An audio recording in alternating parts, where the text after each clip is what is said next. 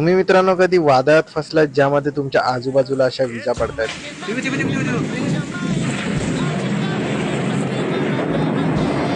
आम्ही लोक कल्टी मारायचा ट्राय करतोय मित्रांनो फटाफट. जसं की तुम्ही लास्ट ब्लॉग मध्ये पाहिलात की आपण रामेश्वर मंदिरात वर्धापन दिनानिमित्त दर्शन करून आलो. तिथून सर्व भावंडांनी म्हटलं की कुठेतरी फेरफटका मारून येऊया. सर्वात जवळचं आणि सुंदर ठिकाण होतं दत्त मंदिर. तर चला पाहूया.